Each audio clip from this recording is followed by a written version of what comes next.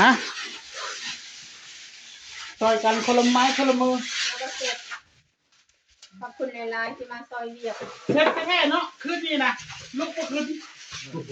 ไอ้แทนจะเบาในหันได้แทนอย่าบอกว่าจักรยานที่ไอ้ขึ้นนี่นะจักรยานไปจอดเลยเมื่อแล้วรอระเบิดนั่นแล้วมันเห็นแล้วมันยันเยี่ยกันนะแม่ตื่นเช้ามาแล้วเก่งให้กันเนี่ยแล้ว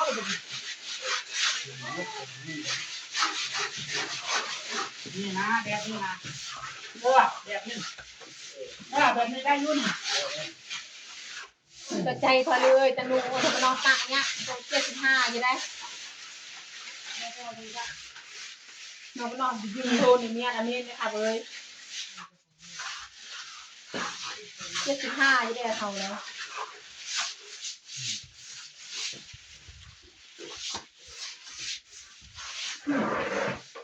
อย่างที่ตะนุพูดไหม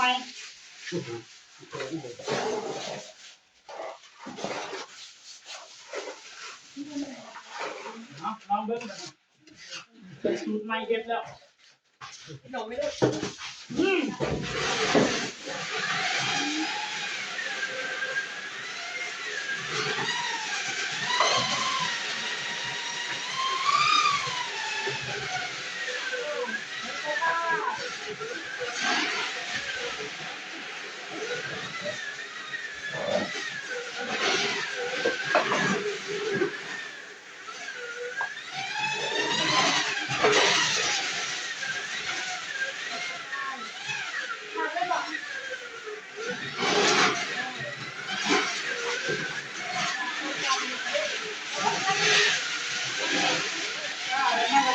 เอานี่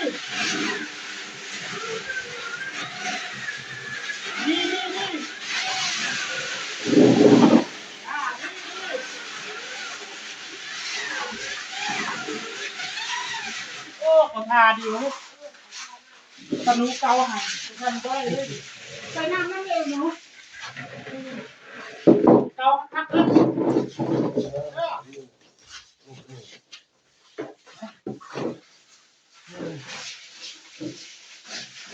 โอ้คู่กันเลยบอกโอ้ใส่ลูกหัวใจก็ปานบอก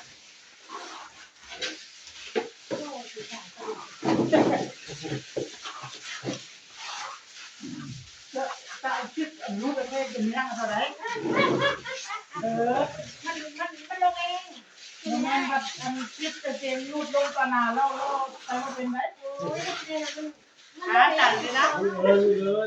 หาจันเลยนั่นแหละบัดซิปเพิ่นเป็นประหยัดดีนะนั่งประหยัดนี่เลยนะเรื่องหมดดิ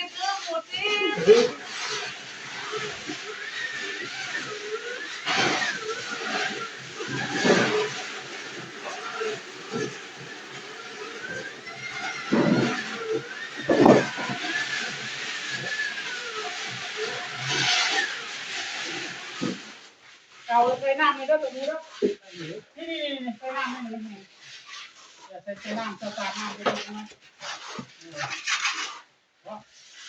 ใส่อันนั้นนะนี่แหละเอาลบข้างหน้าคนนี้มันอยู่หัว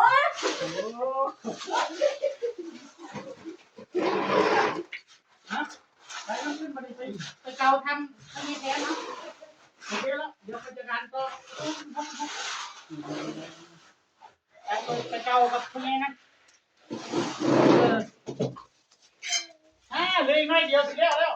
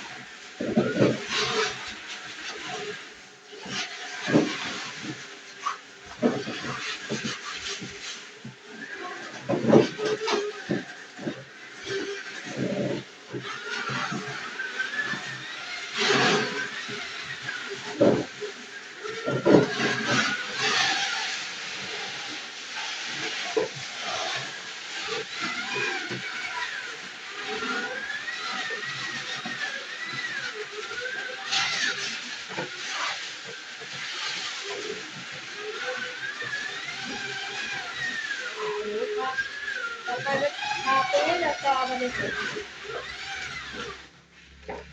ไม่ต่อเลย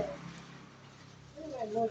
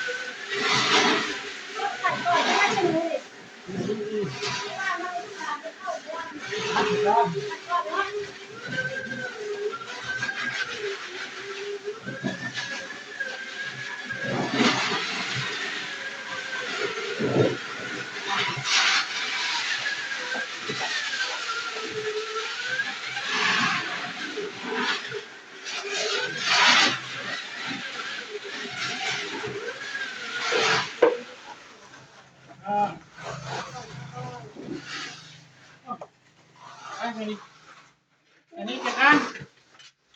เกาท่านี่ธนูพรมน้ำในกระเกาคือเขาเฮ็ดแล้วล่ะเอาน้ำใส่แล้วเกาเลขแพงสุดท้ายแล้วอดเอาโธ่เอาการอย่างนี้เนาะเศร้าหัวเลยบ่ตะเป็ดหัวบอกพอนี่เจอปูนแข็งฮะยั่งแล้ว